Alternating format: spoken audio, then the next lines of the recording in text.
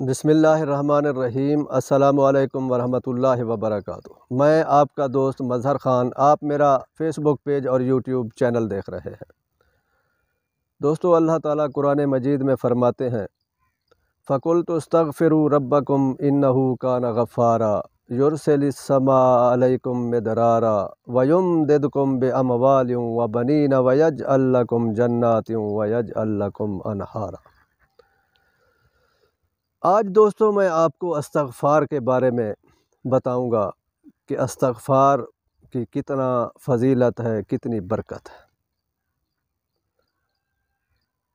استغفار سے دعائیں بھی قبول ہوتی ہیں، پریشانیاں بھی ٹلتی ہیں، مصیبتیں بھی ٹلتی ہیں، یعنی سب کچھ ملتا ہے۔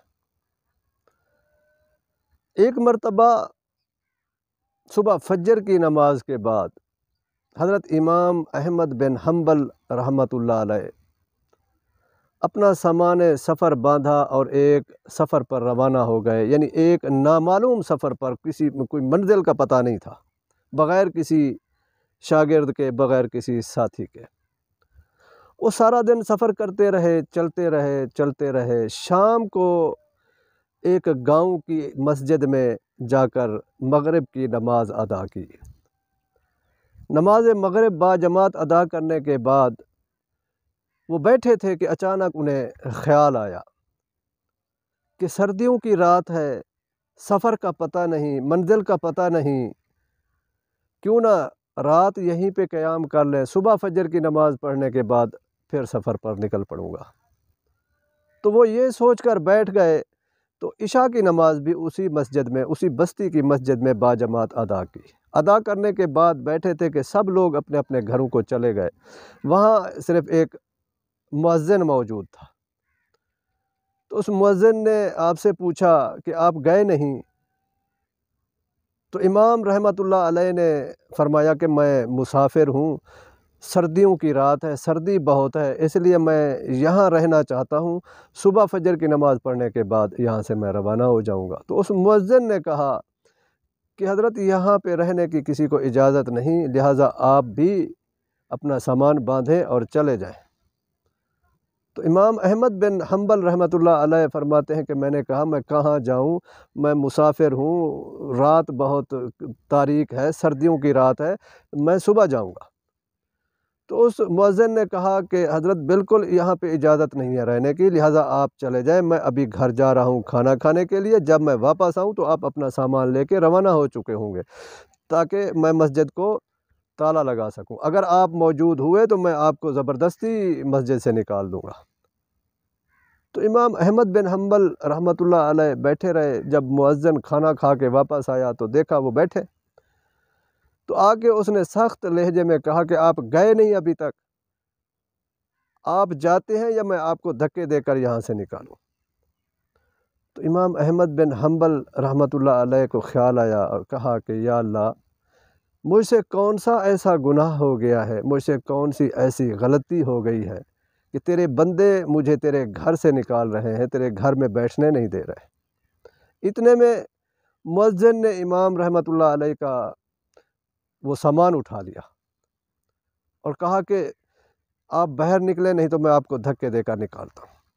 تو امام احمد بن حنبل رحمۃ اللہ علیہ کھڑے ہو گئے اور اس سے سامان لیا اور چل پڑے، مسجد سے باہر چلے گئے۔ جب وہ باہر نکلے تو سردی بہت تھی، سردی کی وجہ سے آپ کو تکلیف محسوس ہو رہی تھی، تو وہ تھوڑا دور گئے تو انہیں ایک سرائے نظر آیا، ریسٹورنٹ ٹائپ سرائے نظر آیا، جہاں ایک نان بائی تنور پر روٹیاں لگا رہا تھا۔ تو آپ اس نان بائی کے قریب گئے اور کہا کہ اگر آپ کو کوئی تکلیف نہ ہو تو میں یہاں تندور کے ساتھ بیٹھ کر تھوڑی راحت حاصل کر لوں۔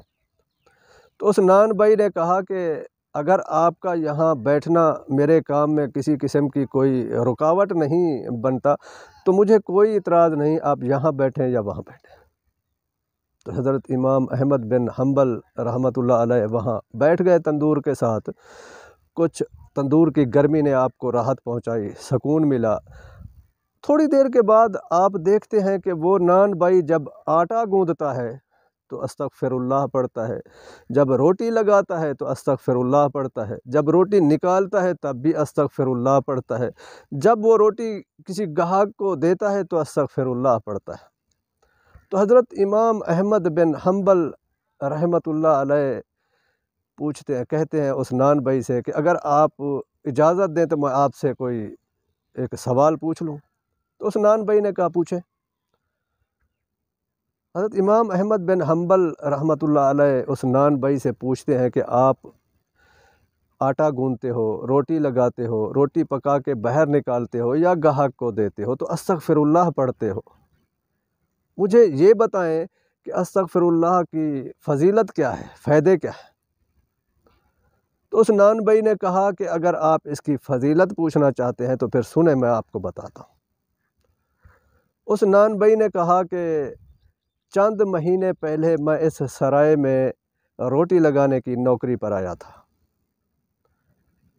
میرے حالات ٹھیک نہیں تھے، میرے والدین میرے ساتھ رہتے ہیں، میرے بیوی بچے بھی ہیں، میرے بہن بھائی بھی ہیں جن میں سب سے بڑا ہوں، پورے گھر کی ذمہ داری مجھ پر تھی، میرے حالات تنگ تھے، میں یہاں نوکری کرنے کے لیے آیا تھا، لیکن تنخواہ اتنی کم تھی کہ میرے حالات ویسے رہے، کوئی ٹھیک نہ ہوئے، میں پریشانی میں وقت گزار رہا تھا۔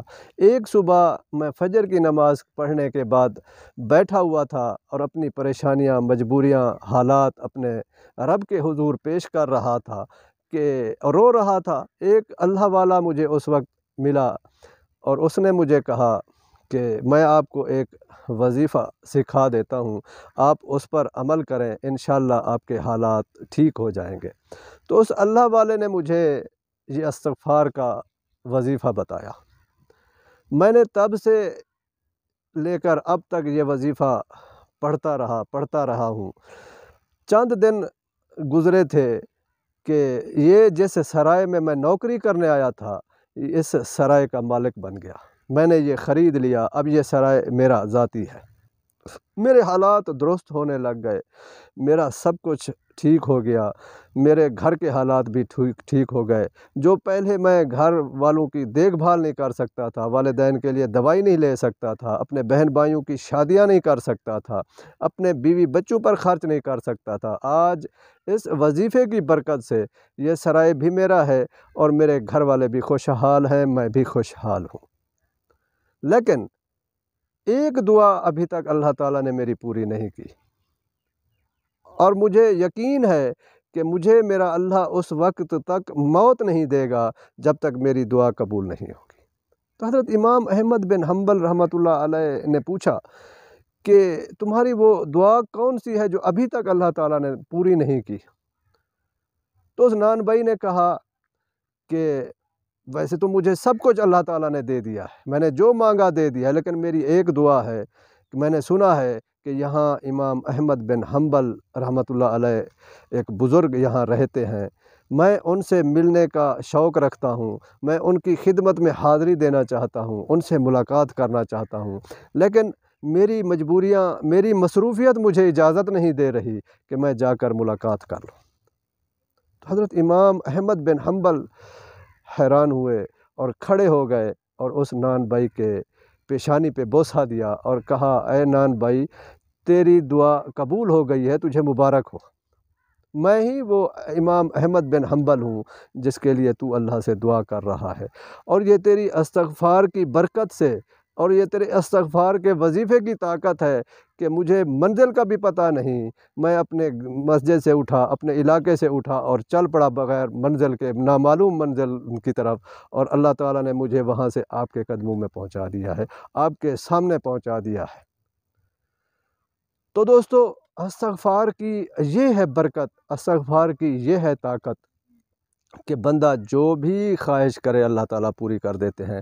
اگر اس کے حالات کٹھن ہیں، پریشانی ہے، قرض ہے، تنگی ہے، جو بھی ہے، اگر کوئی استغفار کا وظیفہ اختیار کرے گا تو اللہ تعالیٰ اس کی ساری کی ساری پریشانیاں دور فرما دیں گے، اللہ تعالیٰ خوشحالی بھی دیں گے اور دعائیں بھی قبول کریں گے انشاءاللہ۔ اللہ پاک عمل کی توفیق عطا فرمائے، آمین۔ وآخر دعوانا ان الحمد للہ رب العالمین۔